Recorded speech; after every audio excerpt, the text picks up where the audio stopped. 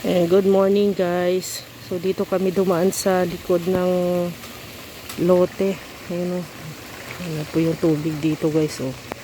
Chinek ni Rex kung kaya bang mapasok yung mga materialis dito. Kasi dito kasi mas malapit. Kaya dito idaan yung materialis. Ha? Dito mas mainam dito dumaan?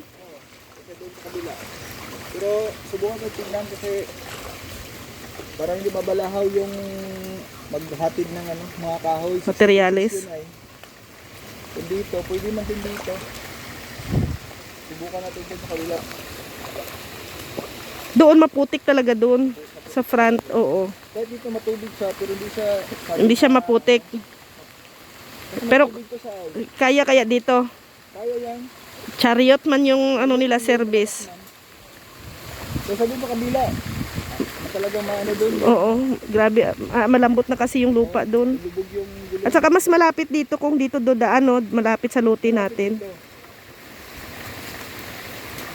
So, yung ano kasi guys, ipapa-deliver na namin yung kahoy ngayon. Kasi yung mga karpintero na nakuha namin, gagawa naman po sila kahit na maulan layout. Yan. So yan guys, kinaya naman po ng motor namin pumasok dito sa area. So mas malapit dito. Yan o, dito na yung sa lote namin ay aray. Dito na yung lote o. Dito dadaan. No? Parang hindi kaya dyan. Ha? Parang hindi kaya. I-check namin guys kung kayanin ng chariot sasakyan, ha? Masyadong malambot.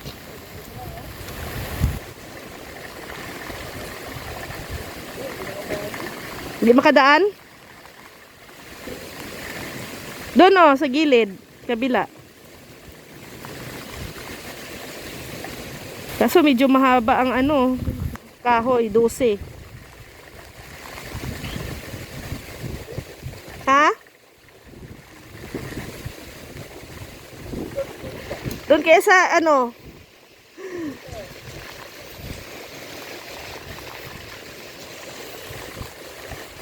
i-check daw muna ni Rex guys kasi kung kaya bang ipasok ang materialis.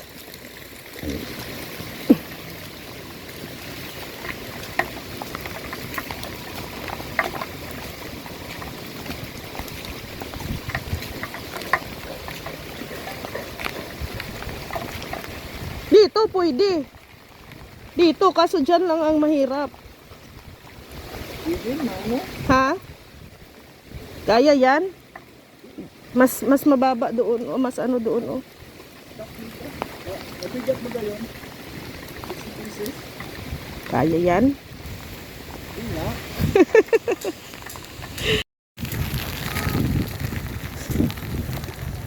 So guys, depende po pag magpa-deliver ng materialis kung saan dadaan ang ha? May nag-deliver na nga dito.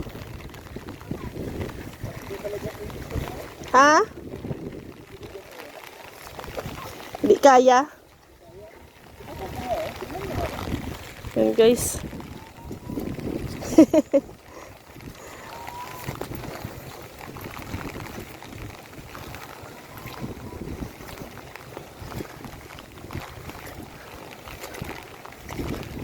Ilang araw na kasi ay 1 week na. 1 week na po ang ulan. 1 week na po ang ulan. Ayan na po yung lote namin dyan guys. Oh.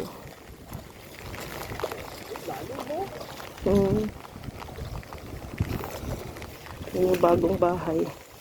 Dito yung kina Derek.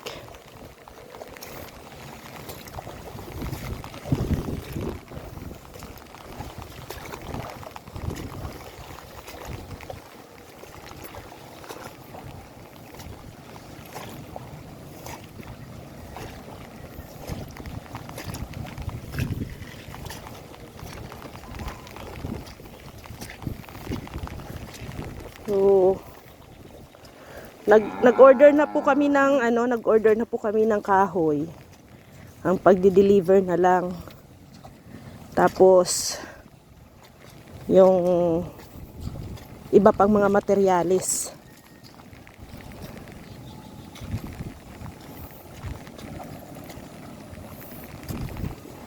Saka talaga nagbuta ka. Oh.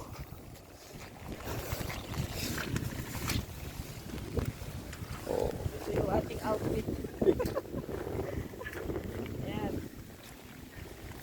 Mas okay yung ganito, kapote tayo tapos nakabota. May helmet pa. Ayun, pa. Para kang Power Ranger ah.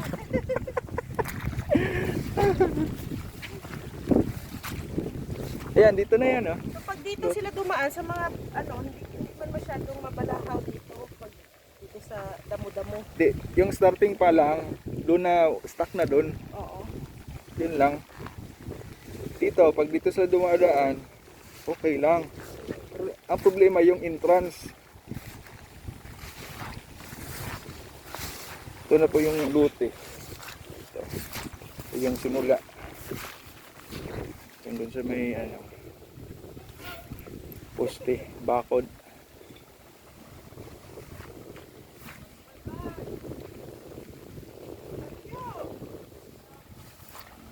May bagyo daw kasi. May bagyo ba? Ito na po yung lupa na alutin namin guys. Dito yung kay Ate Ethel. Doon kami sa baba. Dito baba. Mataas na kay Ate Ethel ay.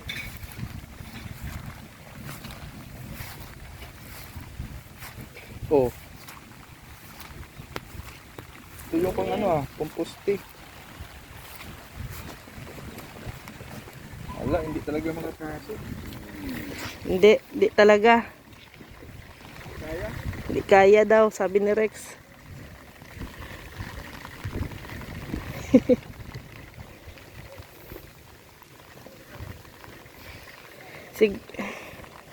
Siguro na lang muna natin.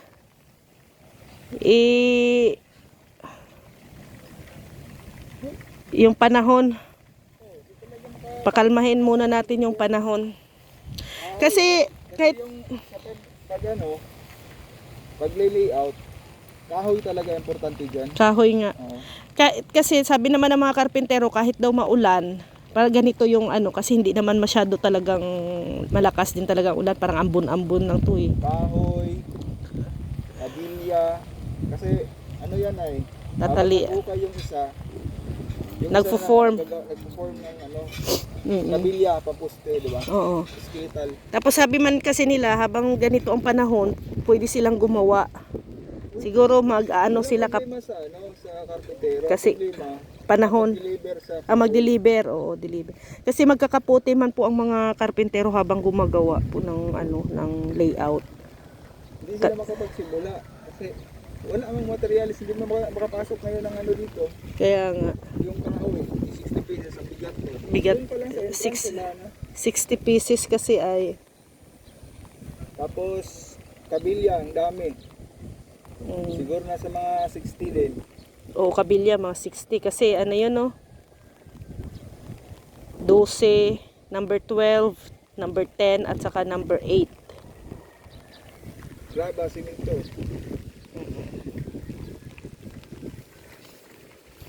Ang problema na lang ang pag-deliver. So yan na guys, Oy, congrats, napuno ulit ang balon mo. Uy, may tubig na tayo nagamit may tubig na ulit ang balon ni Rex. Napuno.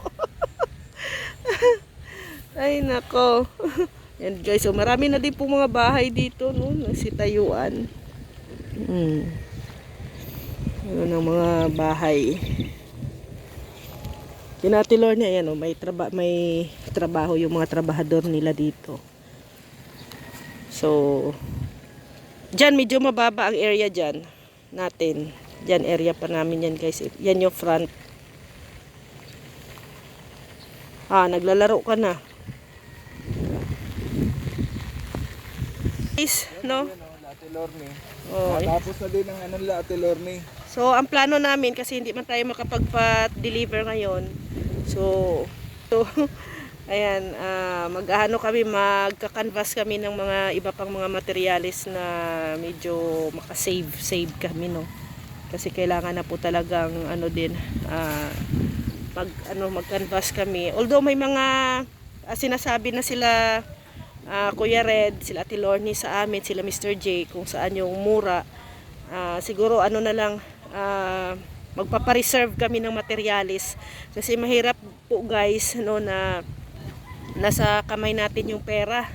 Siyempre unahin natin yung materialis, no, at saka i-save ko din yung para sa mga bayad natin sa labor kasi hindi ko po gusto na mabawasan. Alam nyo na guys, yung pera parang tubig madaling maubos, kaya mas mainam yung babayaran na yung materialis kahit na hindi muna namin kunin, at least bayad na siya, para wala nang problemahin pa guys, no, at para nasa safe na yung mga yung pera na naka-reserve talaga para sa bahay. So thank you guys, and hopefully Lord matigil na po ang ulan, Lord, no, and sana maging maganda na ang panahon para masimulan na din po namin ang aming munting bahay. So maraming salamat po kay Ate Ethel Bonite sa pa-sponsor po sa lupa, at syempre kay Mami Inday sa pinakamalaking binigay nyo po sa amin, at kay Ate Lolita Adante, kay Arginer, kay Ma'am Giada, kay Marie Autida, thank you din po sa dagdag materials, and also sa mga nag-pledge po, si Ate Bing, si Ma'am Elma, no, si Ate Maris Valdez, no, thank you sa inyong lahat, and syempre sa mga viewers po natin and supporters dyan, thank you. Sana samahan nyo po kaming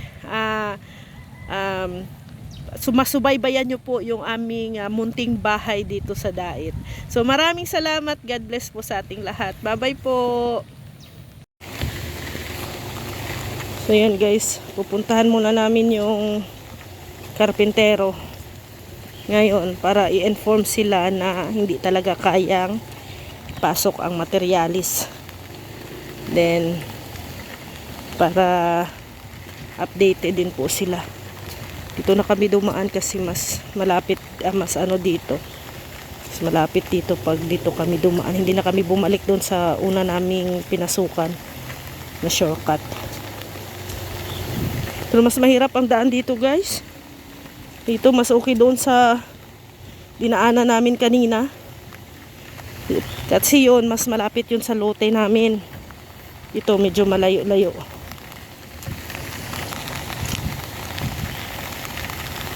Grabe na ang ulan. And ano lang namin, i-guarantee lang namin na ang karpintero na ano talaga tuloy, kasi actually guys, meron din po silang